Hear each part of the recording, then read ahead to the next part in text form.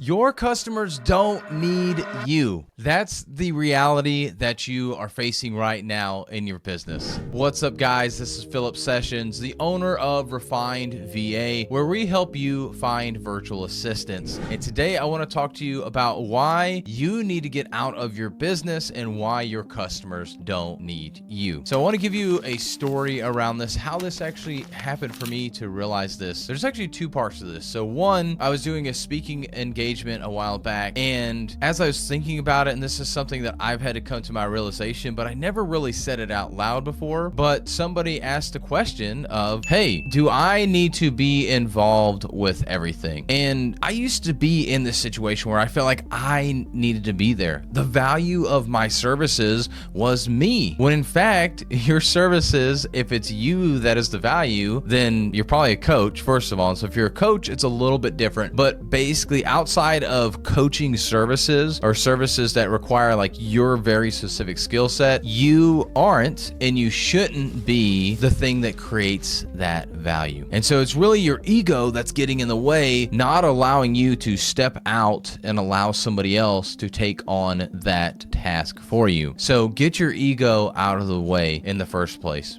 But the second story here that I really found this out from was when I had one of my recruiters. She'd been doing a lot of the recruiting for me, but it was more on the pre-screening side. And I felt like I needed to be involved in the final interview because I had talked with the client. I got the client and I sold them and got them where they're like, okay, here's my money, help me find a virtual assistant. And so my recruiter would go out, she would do pre-screening, she'd get all the notes together. I'd then send it back to the client and say, hey, here's what we've got, who do you want to interview? And then I would figure out and help set up those interviews. And here I am, supposed to be a delegation expert, and I'm not delegating this. Because you're probably thinking, wow, that's a lot of work, that's a lot of back and forth, I'm being the middleman. Yes, I realize it now, but in the moment I felt like I still needed to bring that value. That ego was here, it was in my head. I thought that was the value when it really wasn't. So how this actually came about was one client, they want to do their interviews on my daughter's birthday. And I realized, ooh, that's not going to work. I didn't realize it till it was about the day or two before. And so I let them know, hey, I'm not going to be there, but Kiara will be there. She's my recruiter and she'll be there to do those. But then I decided to follow up with my client later to ask like, hey, how did you feel about that? Because I was curious, because I felt like I was bringing value by being on the call, even though I really wasn't. But I felt like me being there, being present was showing that, hey, I really care about this, which I do. I do care about my clients and they're getting, but I felt like I was bringing value by simply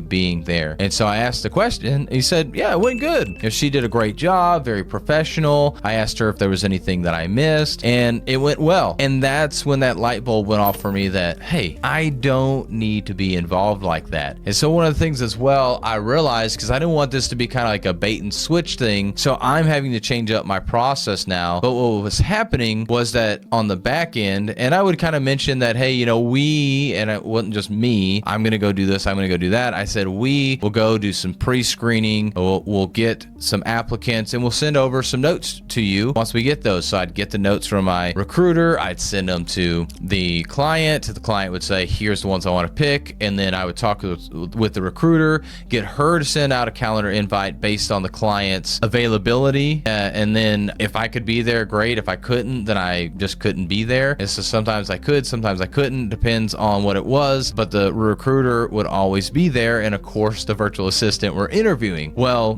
what I'm going to do going forward is when I finally get the client to get on board with getting a virtual assistant, I'm going to send an email introduction and say, hey client, here's Kiara, she's our recruiter, she's going to be the one finding your VA, doing the pre-screening. She'll have the notes for you to review to see who it is that you want to interview, and then we'll do the final interviews, and finally we'll place a virtual assistant that you pick to start being your virtual assistant and setting that date. And then I'm completely out of it. Now, the cool thing is that I've delegated this work so much more. I've also gotten my ego out of the way, but also my recruiter now feels more empowered because I've given her that trust to take on that task to work with our client. Not to mention, now instead of trying to figure out not only the client's schedule, but my schedule at the same time to see what worked, or maybe I'm there, I'm not there, and what could feel like a bait and switch with a client, Now my recruiter's doing that. And now I've taken back even more of my time. So sometimes when it comes to delegation, the reason why we're not delegating is because we feel like we are the value. When yes, you as an individual are valuable. Sure, maybe you can do some of this better than somebody else, but at the end of the day, if the only reason why you're still involved with something is because you feel like you're the special sauce, you're not. Think about how many other virtual assistant agencies there are out there right now. I have plenty of competitors I've got to deal with. There's plenty of amazing virtual assistants that do the same thing that we have to just pick one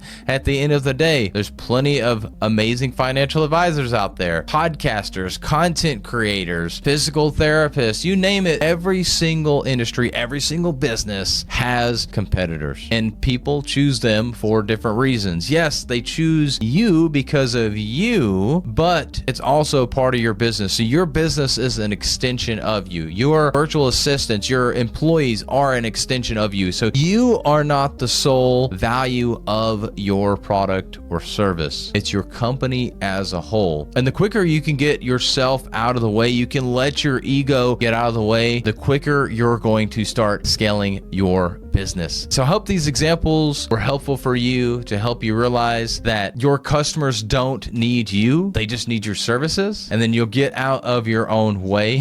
The quicker and faster you're going to grow. And if you want help with scaling your business, if you want help getting your time back, we'd love to help you out. Reach out to us today and we will help you find your next virtual assistant so you can get out of your own way, buy back your time, and spend more of that time doing the things that you love, including time with family.